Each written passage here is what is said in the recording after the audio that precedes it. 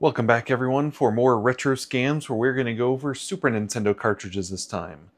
So just as a note to start, we will not be covering Earthbound in this one. That's going to have its own video, but this will be more of like an overview of Super Nintendo games and what to look for. So one of the issues with trying to figure out with Super Nintendo games if they're real or not is there are a whole bunch of variations depending on where they were made, when they were made, what revision they are, just all sorts of weird stuff like that. So going to cover the most of it I can. I'll go over things that work most of the time and things that appear to work every time for figuring out if they're real or not.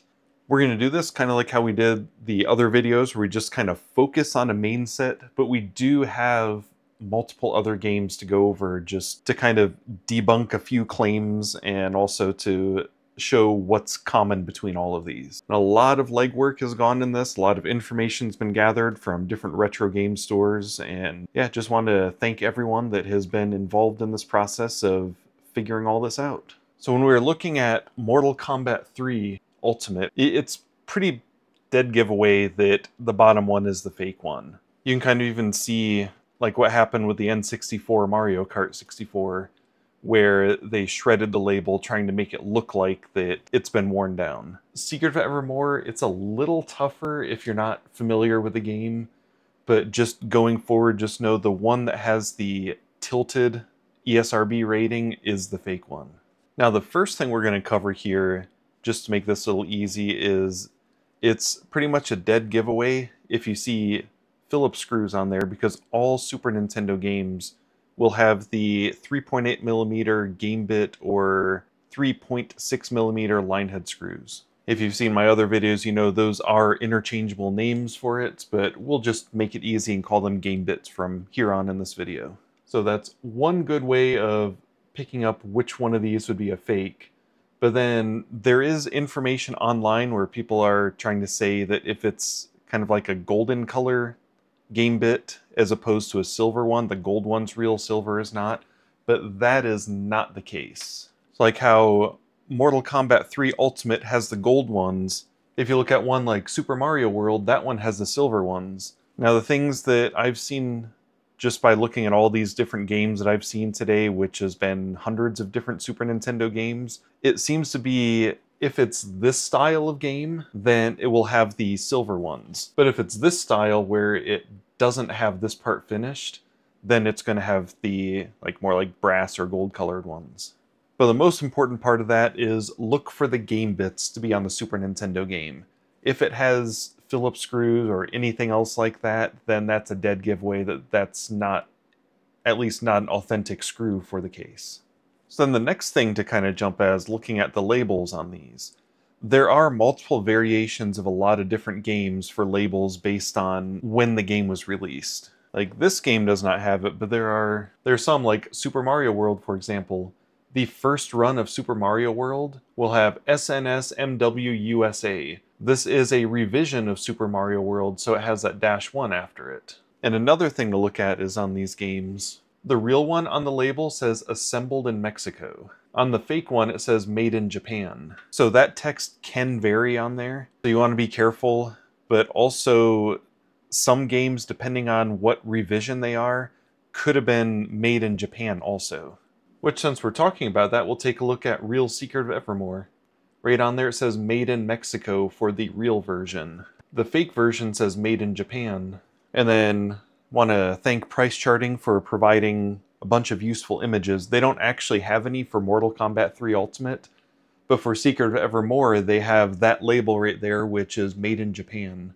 So once again, it's another one of the things where you can't completely rely on the label, because the game could have been made in Mexico, could have been assembled in Mexico, could have been made in Japan. So that's just one thing that I'm wanting to try to get to, is there can be variations on the labels on these. While we're still on the topic of labels, Super Mario World, the different revisions may look a little different on the top, which, thanks to Price Charting, we have that information. The first print has it centered on there, Revised has it to the left. So that's another thing with labels that can be kind of difficult to judge just if you're going based on the label.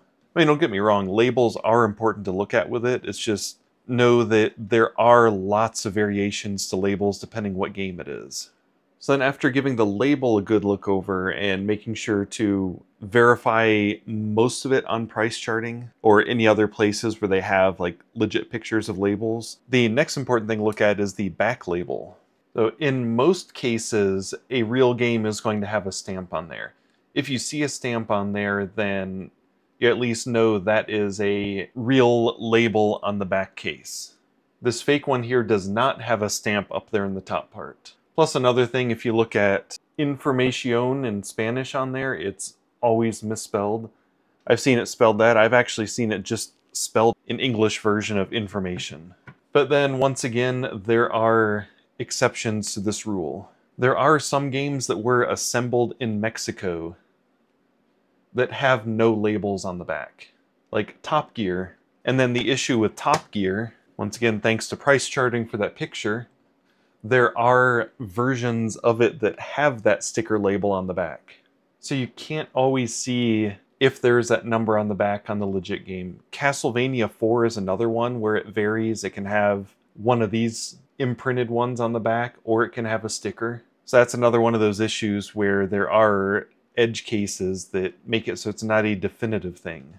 And then there's another edge case here, this assembled in Mexico Mortal Kombat 3 Ultimate. Ignore where a sticker from a store was peeled off of there, but up here at the top part, this is a real case, real sticker and everything, but it does not have that imprinted number for some reason. But information is spelled correctly. So this is a real one and it doesn't have the number, so it becomes a little complicated sometimes with these Super Nintendo games.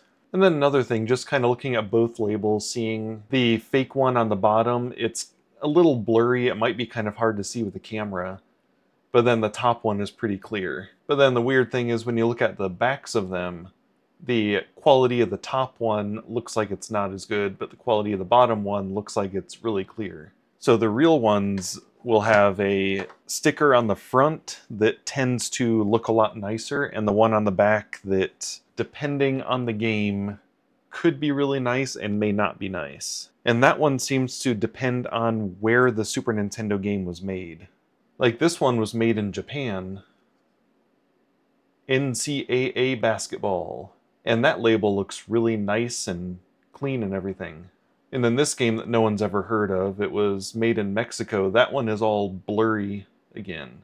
So the quality of the sticker for Chrono Trigger on the back is not as good as what the quality of some other ones would be, which that can kind of help in figuring out some of these ones' authenticity. If it's a game that was supposed to be made in a different region, it should have like a not so nice looking back sticker. Now I know already there's been a lot covered, and we'll kind of do a recap at the end just to make it a little easy, but I'm wanting to cover everything that seems to be the consensus, but then letting you know there are exceptions to the rules because it's almost like there weren't any standards when it came to Super Nintendo games. So then the next thing we'll look at is the shell of each of these games. So I just say for the fake one, it does feel like that fake plastic, but the quality is actually pretty nice. Except for when you get to the back, there's that circle over the eye, kind of like how Nintendo 64 fakes have, which isn't the case in all of these, but if there is a circle over that eye, then that's a guarantee that's a fake. I didn't cover the back of this one just because how gross it is, but we have the back of our fake Mortal Kombat Ultimate. That one actually has the rectangle on there. And then the final thing for the shell, and then we'll actually take these apart and look inside them, is actually the most important part of the shell. It's the dead giveaway in 100% of the cases that I've seen. When you look inside the shell, you're going to see it says F with some numbers in there for the front. And then the back of the shell is going to say B with some numbers, which we'll look into those a little bit more once we have it taken apart. And then just looking in the fake one, it does not have those on the front, and it does not have them on the back. And then I do want to note something that some people intentionally trying to scam other people have been doing based on information from one of the stores that I went to. There are people that are actually taking the real back shells and putting them on the fake ones.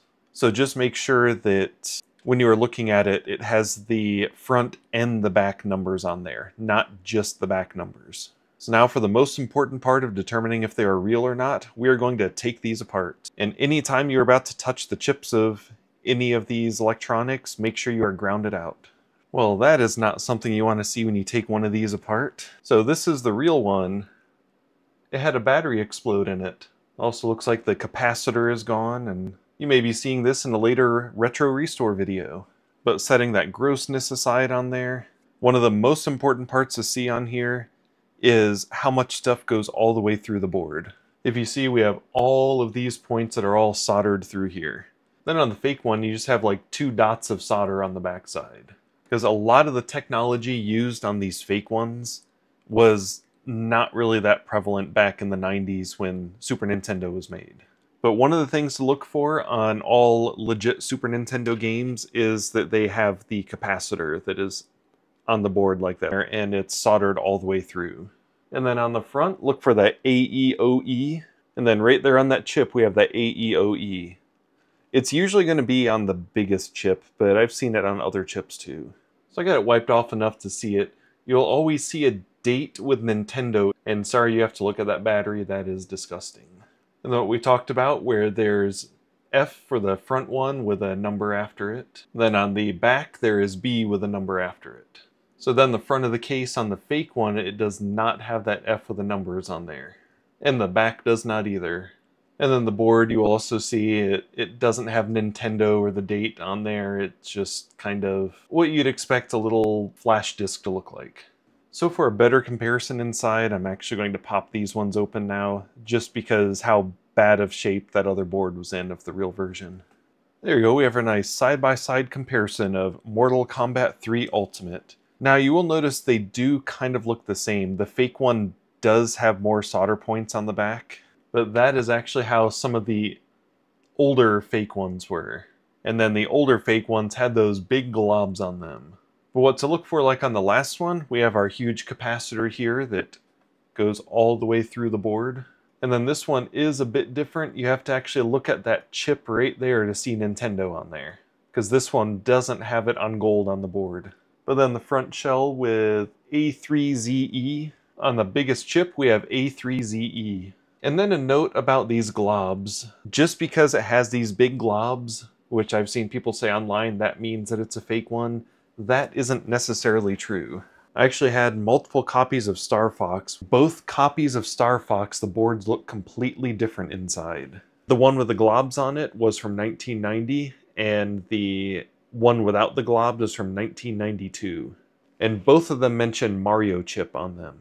So when it comes to the boards, the most important part, of course, make sure it has the capacitor, it's going all the way through.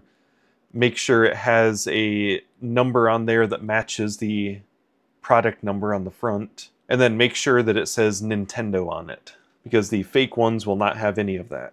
And then the most important part on the shell, make sure it has F with the number, on, well, usually F and then A with the number on the front, and then B with the number on the back. Because once again, our fake shell does not have the F or the B on them. So I think for our TLDR, what we're going to do is not use Secret of Evermore, just because that battery damage. I have Super Mario World opened up right there. So what you want to look for on these is, on the front of the case, they use the game bits. They do not use Phillips screws, flathead, tri-wing. It is always going to be the game bits that they have in their 2 screw holes on there. So just like the screws, another thing you can do a quick verification from the outside is just when you look inside of here and see the F with the A and the numbers on the front, and then the B with the numbers on the back. If it has a back label, look for a number up there, but also verify that it is a rectangle instead of an oval or circle over the I.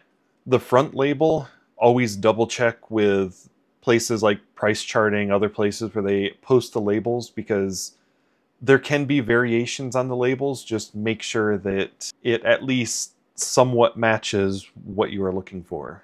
And then anytime you're putting a lot of money into one of these games, make sure you can see the board. And the things to look for on the board, always look for a capacitor, like both of these have. And then if the back of the board is completely smooth, that's a giveaway that it's fake, because the technology wasn't there when these were made for having it that way. And then on the biggest chip, like on here, SMS MW0, make sure you're able to match that, because that MW for Mario World is on the front label and on here. And then always look for some sort of date with Nintendo on there. So in the case of this one, it's gold on there. In the case of this one, it's just white writing on that smallest chip. So just make sure you're extremely careful when you are purchasing Super Nintendo games, because the amount of fakes are going up quite a bit for them.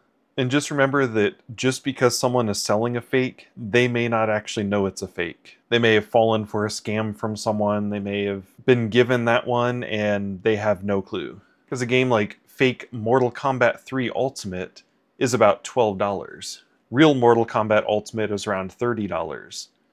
So some people just to save money are going to buy the fake ones, but the point of this video is to more show you, if you are wanting the authentic one, what to look for.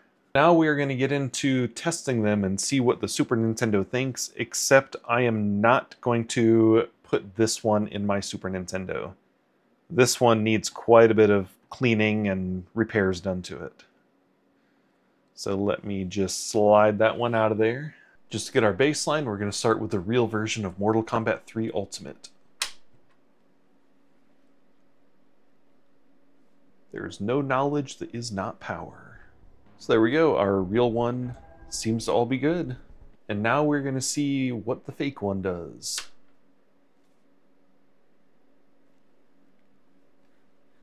So there we go, as long as the system can tell, this is the full legit version of the game. And then we will see what fake Secret of Evermore is like, even though we can't compare it against the real one. Hey, this one even has a save game in it. It's a puppy. So yeah, just like in all the other cases, as far as the hardware is concerned, these are the legit games. So the reason why, for the most part, these act just like the real games is what they do is they rip the game off the real cartridge, and then they apply a patch to it to make it so like saving and all that will work on the flash, and then they flash it to the cartridge. I mean, there are a lot of cases I've heard about where these fake ones will have things like Pokemon ones where you can't make it past the Elite Four, Earthbound, it locks up the system on the final boss fight. And then even just where saves will get corrupt on these and it just ends up bricking the whole game and you have to buy another one if you're wanting to play it. So if you are one that goes out and buys these fake ones, I mean, that's fine. There's money savings in it, but just be careful because they are lacking in quality and that can come back and bite you. Maybe not immediately, but usually here within about 3 to 5 years is when people have major problems with them. So I hope this was helpful to you. If you have any questions, then please leave your question in the comment and I'll try my best to answer them. Also, if there are any more ways that you have seen to tell if these are real or not, then also please leave a message in the comments about that. And if you enjoyed this, please subscribe, leave a thumbs up. I want to thank you for watching. Have a nice day.